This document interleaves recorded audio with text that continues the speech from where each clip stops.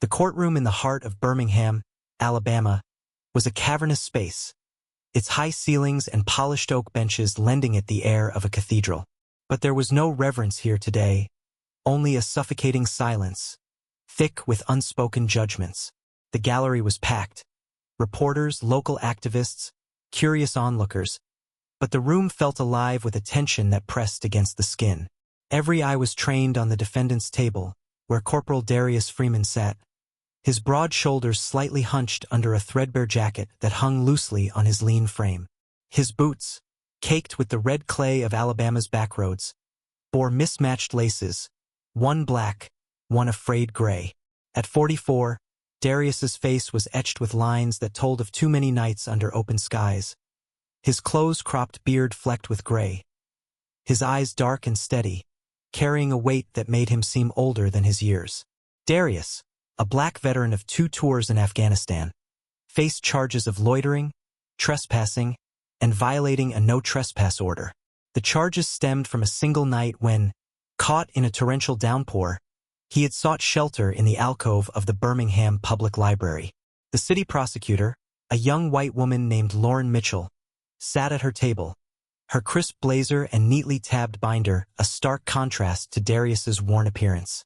She barely glanced at him, her focus on her notes, as if he were just another case to check off her list. At the bench loomed Judge Clarence Whitaker, a man in his late 60s with a reputation for swift, unyielding sentences and a particular disdain for those he deemed troublemakers. His pale face, framed by thinning white hair, was set in a scowl as he surveyed the courtroom, his fingers drumming impatiently on the bench. Darius's court-appointed attorney, a weary but earnest man named Marcus Tate, stood beside him, his tie slightly askew, his briefcase overflowing with files from a caseload that left him little time to breathe. Marcus had warned Darius that Whitaker was not one for leniency, especially not for men like him, black, homeless, and defiant in the eyes of the law. The judge flipped through Darius's file with a theatrical slowness, his lips curling into a sneer as he read. "Corporal Freeman," he said, his voice heavy with mockery, the word corporal dripping with disdain. "You've had quite the run, haven't you? For dismissed loitering charges, 3 warnings for trespassing, a night in lockup for vagrancy." He snapped the file shut, the sound echoing like a gunshot. "And yet here you are, back in my courtroom, still a burden on this city." The gallery shifted uncomfortably, a few spectators exchanging glances. Whitaker leaned forward, his eyes narrowing as he fixed Darius with a stare that was equal parts contempt and something uglier, something that lingered on the color of Darius's skin. "Tell me, Freeman," he said, his voice sharp enough to slice through the tension. "Do you think you're entitled to keep breaking the law? Do you think your background gives you a free pass to disrupt decent folks' lives?" The word background hung in the air, laced with a venom that wasn't lost on anyone in the room. A low murmur rippled through the gallery, a mix of shock and anger. Marcus Tate stiffened, his hand tightening on his pen, but he knew better than to challenge Whitaker directly. The judge's bias was an open secret in Birmingham, whispered about in barbershops and church basements, but rarely confronted head-on. Darius sat still, his hands folded in his lap, his expression unreadable. The courtroom waited, expecting him to crumble under Whitaker's onslaught, to bow his head in shame as so many had before him. Black veterans like Darius, discarded by a system that praised their service overseas but spat on them at home, were no strangers to this kind of humiliation. But Darius didn't break. He didn't flinch. Instead, he straightened in his chair, his broad frame filling the too large jacket with a quiet dignity that seemed to shift the very air in the room. He looked Whitaker square in the eye, and when he spoke, his voice was low, resonant, like the rumble of distant thunder. "I'm not entitled to anything, Your Honor," Darius said, his tone calm but unyielding. "But I am proud." The courtroom froze. Whitaker's smirk faltered, his pen pausing mid-twirl as he leaned back, clearly amused, daring Darius to dig his own grave. But Darius's gaze never wavered. "I'm proud," he repeated, his voice growing stronger. "That when my country called, I answered, I'm proud that I served in places where the sand burned through your boots, where every day could be your last. And I did it alongside men and women who didn't care about the color of my skin, only that I had their back. A hush fell over the gallery. A few spectators leaned forward, their eyes wide, as if sensing the ground shifting beneath them. Darius's voice softened, but it carried a weight that filled the room. I'm proud that when an IED tore through our convoy outside Kandahar, I didn't run. I dragged 3 wounded soldiers to safety through a hail of bullets. I held the hand of a dying friend and promised his family would know he fought brave. He paused, letting the words settle, heavy as stone. I'm proud that when I came home, broken and forgotten, I didn't let bitterness take me. Even when I was sleeping in alleys, eating scraps, or being looked forced to stand in courtrooms like this, judged by men who've never known what it means to sacrifice. Whitaker shifted in his seat, his face reddening, the smirk gone, replaced by a tight-lipped grimace. Lauren Mitchell sat frozen, her pen hovering over her notes, her eyes darting between Darius and the judge. The gallery was silent, the air electric with the power of Darius's words. I'm proud, Darius continued, his voice steady, that despite everything, the nightmares, the hunger, the way this city looks at a black veteran like me and sees a problem instead of a man, I never lost who I am. I never stopped believing in the oath I took. The silence was deafening. Even the usual courtroom sounds, coughs, rustling papers, creaking seats had vanished. Darius leaned back slightly, not in defeat, but in strength, his presence commanding the room. I'm not here for your pity, he said, his eyes locked on Whitaker. And I damn sure ain't here for your shame. I'm here because I'm still a soldier, and soldiers don't quit. For the first time in years, Judge Whitaker was speechless. His usual arsenal of sarcasm and superiority had crumbled against Darius's unflinching truth. The gallery, stunned, seemed to hold its breath, waiting for what would come next. And then, from the back of the courtroom, a figure rose. He was an older black man, in his late 60s, his face weathered but proud, wearing a faded army jacket with a purple heart pin glinting on the lapel. He stood tall, his shoulders squared, and removed his cap, holding it over his chest. "Permission to speak, Your Honor," he said, his voice deep and steady, carrying the cadence of a man who had seen battle. Whitaker blinked, thrown off balance. "This is highly irregular," he snapped, but his voice lacked its usual bite. The man didn't wait for permission. He turned to the courtroom, his gaze sweeping over the crowd. "My name is Ezekiel Holmes," he said. "Sergeant First Class, retired. Vietnam, 2 tours. Shot twice, still here." He looked at Darius, his eyes softening.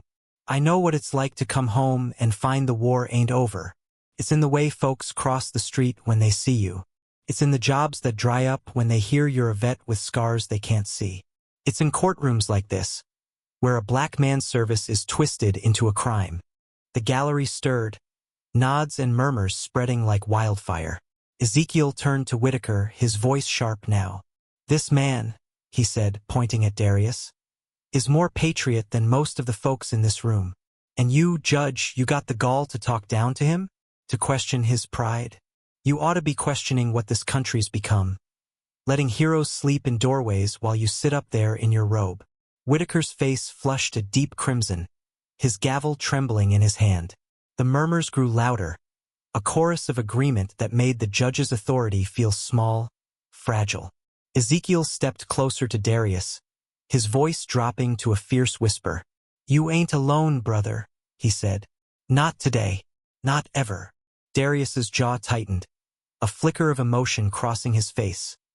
Not weakness, but relief, like a dam breaking after years of holding back. Ezekiel stepped back, and then another figure stood. A middle-aged black woman, her hair in tight braids, a Birmingham VA hospital badge pinned to her sweater. "I'm Tanya Bridges," she said, her voice clear and fierce. "I'm a nurse at the VA, and I've seen men like Corporal Freeman fight harder for a bed or a pill than they ever did overseas. I've watched this system chew up black veterans, spit 'em out and call it justice. Darius ain't a criminal. He's a survivor of a war this country's still fighting against its own. The gallery erupted in soft affirmations.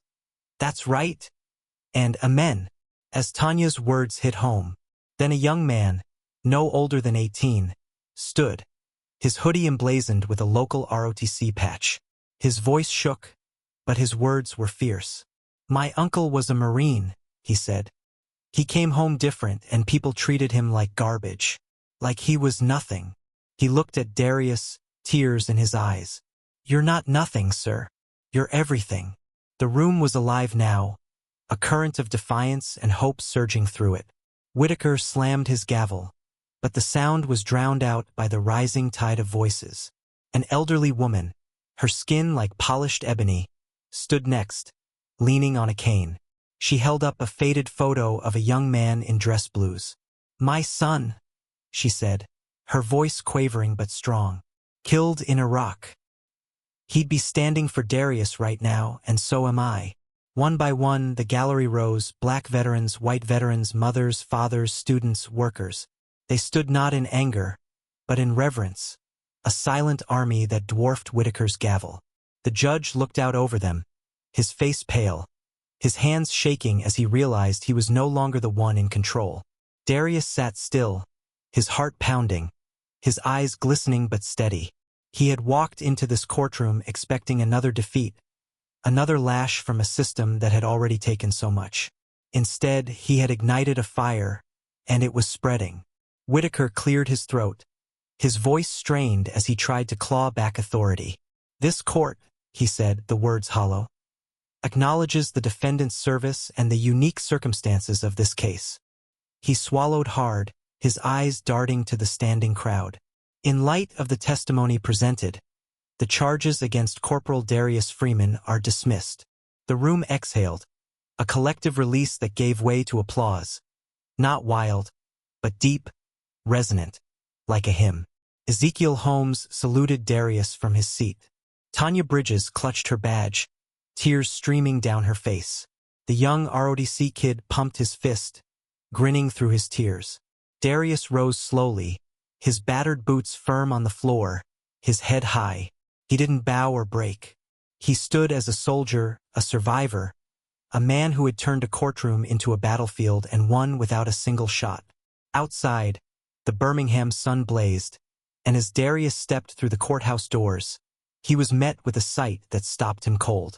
Thousands lined the streets. Black veterans in old uniforms, white veterans with canes, families holding signs that read, Justice for Darius, Honor our heroes, No more forgotten soldiers.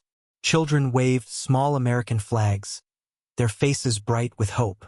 A gospel choir from a nearby church sang softly, their voices rising over the crowd. Reporters jostled for position, but the people formed a protective circle around Darius, their presence a shield and a salute. Marcus Tate, his eyes red but proud, stood beside him. You don't have to say anything, he murmured. But Darius looked out at the sea of faces. Ezekiel, Tanya, the ROTC kid, the elderly mother with her son's photo, and knew silence wasn't an option. He stepped to a makeshift podium, the crowd hushing instantly, every eye on him. My name is Darius Freeman, he began, his voice rough but clear. I'm a veteran. I'm a black man. And I'm tired. The crowd leaned in, hanging on his words. I'm tired of being invisible. Tired of being told my service don't matter. Tired of a system that praises you when you're fighting and punishes you when you're hurting. Murmurs of agreement rippled through the crowd. But I'm not tired of believing, he said, his voice rising. Believing in a country that can be better. Believing in brothers and sisters who stand together. Believing that dignity ain't just for the powerful. It's for every soul who's ever fought for this flag. The applause was thunderous, a wave that shook the ground. Darius raised a hand, quieting them. I don't want fame, he said. I don't want pity. I want a nation that keeps its promises. I want my people, black, white, veteran, civilian, to know they matter. Every damn day. The crowd roared, flags waving, tears falling. Darius stepped back, his chest heaving. the weight of the moment sinking in. He wasn't just a man anymore. He was a voice, a spark, a reminder of a debt too long unpaid. And as he looked out over the thousands, he felt it. A warmth, a purpose, a home he hadn't known in years. In the days that followed, Darius Freeman's story spread like wildfire. News channels replayed his courtroom speech. Social media buzzed with hashtag #StandWithDarius and hashtag #HonorOurVets. And communities across Alabama and beyond rallied. Veterans organizations demanded reform, churches opened shelters, and businesses launched hiring programs for Black veterans. Darius, still in his worn jacket and scuffed boots, stayed grounded, living in a modest transitional home, visiting VA hospitals, and listening to veterans who'd felt invisible for too long. A week later, a woman approached him at a community center where he was eating a plate of collards and cornbread. She was Angela Carter, a Black lawyer and director of a national veterans advocacy group. "We need you," she said, sliding a folder across the table. "Invitations to speak, to testify, to lead. Not because you're perfect, but because you're real." Darius hesitated, his fingers tracing the folder's edge. "I ain't no hero," he said. Angela smiled. "That's exactly why they'll listen." That night, Darius walked Birmingham streets, the city's lights flickering like stars. He thought of the judge's sneer, the crowd's applause, the faces of veterans who'd stood with him. He thought of every night he'd shivered under bridges, wondering if his life still mattered. And now he knew. It did. Not because he was flawless, but because he was unbroken. 2 months later, Darius stood on a stage in Atlanta's Centennial Olympic Park, facing a crowd of tens of thousands. Veterans in wheelchairs, Gold Star families, Black activists, white farmers, young organizers. They all stood together, signs reading "Darius Speaks for Us" and "Keep the Promise." The air was electric, helicopters buzzing overhead, networks streaming live. Darius, in a simple jacket, his dog tags gleaming, stepped to the mic. "I'm Darius Freeman," he said, his voice steady, carrying across the park. "I'm a veteran. I'm a survivor. And I'm here to remind this country what it owes." The crowd hushed, every heart open. "We don't need parades. We need homes. We need help. We need respect. And we need it for every Black veteran, every forgotten soldier, every soul who gave more than this nation's given back." The applause was deafening, a chorus of hope and strength. Behind Darius, veterans of every era stood, saluting him, their scars and medals gleaming in the sun. He blinked back tears, not of sorrow, but of pride. He wasn't alone. He never had been. The reforms came swiftly. Alabama passed the Freeman Act, guaranteeing housing and mental health care for veterans.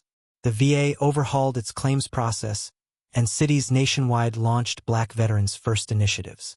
Darius testified before Congress, his voice raw, his stories of forgotten soldiers shaking the chamber. Lawmakers listened, some weeping, others vowing change. But Darius stayed true to his roots. He visited shelters, shook hands, shared meals. He built a movement, not a monument. And every step he took, in those same scuffed boots, reminded the nation. Strength isn't in titles. It's in standing, especially when the world tells you to kneel. A year later, Darius stood in a quiet field near Montgomery, beside a small veterans memorial. No cameras, just him and a handful of those who'd stood with him: Ezekiel, Tanya, the ROTC kid, now a soldier himself, and Marcus, now a veterans advocate. Darius placed a folded flag at the memorial's base, a gift from a Black Gold Star mother whose son's name he'd carried in his heart. He knelt, his hand on the stone, whispering a promise to keep fighting. When he rose, the others gathered around him, not as followers, but as family. "We did this together," Darius said, his voice soft but sure. They nodded, understanding. As they walked away, the wind carried the sound of flags snapping in the breeze, a reminder that some battles never end. But neither does hope. Darius Freeman, once homeless, once mocked, had refused to be silenced. And because he stood, a nation remembered its soul. For the first time in years, Darius wasn't just surviving. He was living. He was home,